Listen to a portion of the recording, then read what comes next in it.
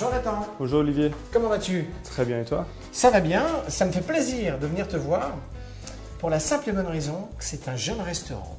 Puisque le restaurant a ouvert précisément il y a environ 8 mois, c'est cela? Il y a 8 mois, il y a un an, il y avait rien, tout ça, et rien n'était fait, on visitait juste le restaurant. Alors un chef, Nathan, je me disais un prénom de cette génération-là, il n'y en a pas beaucoup, il y en a peu. Pourquoi? Pour qui? Pourquoi? Parce que tout simplement, tu es d'origine galloise. Exact. C'est vrai que les Nathan, il y en a aujourd'hui, mais ils sont plutôt plus jeunes. Et moi, je suis arrivé ici justement quand j'étais jeune, il y a maintenant une vingtaine d'années. À l'âge de 10 ans, tu es arrivé en France. Exact. Pourquoi tu es venu à faire de la restauration? Très honnêtement, plus par hasard qu'autre chose. C'est-à-dire que j'ai fait une petite saison quand j'étais jeune pour donner un coup de main, qui me donnait envie de faire une formation. Et puis de fil en aiguille, ça m'a porté dans des cuisines. Et puis c'est plutôt la cuisine qui m'a pris que moi qui a fait la cuisine. Donc, et puis la passion fait que je suis encore dedans. Et alors pourquoi la Vendée? Pourquoi la Vendée? Parce que j'ai commencé mes études à La Roche-sur-Yon et puis forcément ça crée des racines et puis on s'attache à des lieux et puis on y retourne. Alors qu'est-ce que tu vas nous proposer à déjeuner pour ce midi? Alors en fait j'ai choisi quelques petits produits qu'on travaille assez fréquemment et que j'aime particulièrement. On a une filet de canette qui sera simplement cuit sur plancha et bien reposé pour avoir vraiment une belle cuisson homogène. Assaisonné, c'est le poivre. Ensuite, on va travailler un risotto d'épeautre. Donc un risotto, on remplace le riz par de l'épeautre. On va sur quelque chose d'un peu plus léger, un peu plus intéressant au niveau de la mâche. Et qui, étant une graine très très complète et même plutôt bonne pour la santé. Donc ça sera cuit avec des petites carottes, un peu d'échalotes et de champignons, avant d'être lié avec du parmesan.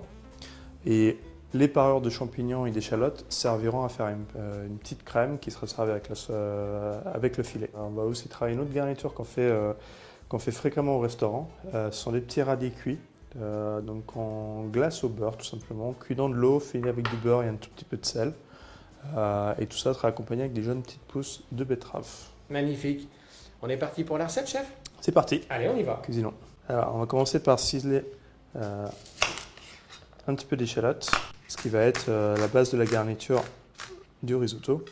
Et ce qui est sympathique avec ce risotto, nous au restaurant, on l'utilise de plusieurs manières. C'est-à-dire qu'on l'utilise en tant que garniture avec des plats ou même avec un foie gras poêlé ou des crevettes ou des Saint-Jacques. Il y a plein de choses qu'on peut faire avec. Éventuellement un mélange de champignons avec des morilles, ça marche très très bien. Et avec un petit croustillant d'épeautre, ça nous permet de faire une entrée assez intéressante et assez originale qui marche très très bien au restaurant. Donc là, on a une petite brunoise de champignons qui va aller avec les échalotes qu'on va faire suer, un tout petit peu comme une duxelle. Donc ça va servir comme base aromatique pour le risotto. Alors là, c'est... Des petites allumettes de carottes là. Là, c'est une fleurisse de carottes, on appelle. Une fleurisse de carottes. Voilà, c'est comme une brunoise? Alors, c'est une brunoise, mais qui a un côté de 2 cm de long. D'accord. Alors là, on va rajouter un tout petit peu de beurre. Et ça, on va mettre à suer tranquillement sur la plancha. On va laisser tranquillement. C'est une plancha qui n'est pas trop forte, donc ça va donner le temps au beurre de fondre. On va laisser un petit peu la garniture suer un tout petit peu, tomber un tout petit peu, et ensuite on rajoutera l'épeautre qui pourra cuire. On va pouvoir en même temps mettre à cuire tranquillement les parts de légumes, juste avec un tout petit peu de crème. Donc ça permet de faire une sauce très rapide. On a souvent une petite brique de crème dans le frigo à la maison. Souvent, on peut juste récupérer quelques petites garnitures. On met à mijoter tranquillement. Ensuite, on mixera à la fin. Et ça nous fera une bonne petite sauce rapide et efficace. Ensuite, on va mettre à blanchir les petits radis, également dans une casserole. Une recette assez facile, mais qui permet de déguster les radis autrement. On va les cuire assez simplement et ça va faire sortir un peu plus d'amertume, qui vont même faire penser à du navet ou à des légumes plus racinés. Donc là, du coup, on va pouvoir mettre l'épeautre avec la garniture et le travailler du coup comme un risotto. Donc on va l'enrober du beurre. Ensuite, on va y rajouter un petit peu d'eau. Alors toujours à un feu assez doux pour éviter que ça brûle au fond. Ensuite, on va assaisir la canette. Ce que je privilégie sur les cuissons, c'est une cuisson assez longue mais douce sur la peau, qui évite d'avoir cette peau parfois qui est un peu molle, qui n'est pas très agréable, et une chair qui n'est pas très cuite à l'intérieur. Avoir une cuisson très homogène sur la peau et peu sur la chair.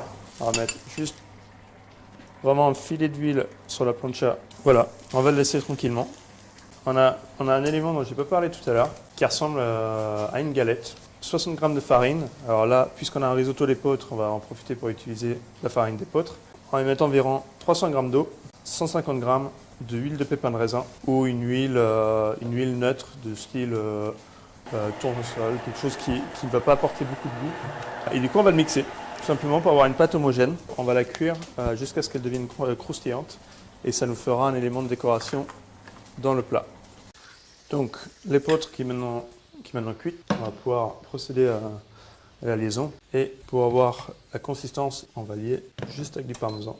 Alors souvent, c'est vrai que moi j'aime le parmesan, donc j'en mets quand même beaucoup. On n'a quasiment pas besoin de mettre de sel. Là pour l'instant, j'ai pas mis de sel dans la recette. Et avec des vieux parmesans qui sont assez secs, il y a un apport en sel qui est suffisant. Où on a juste besoin de 2-3 tours de poivre. Et en termes d'assaisonnement, on a tout ce qu'il faut.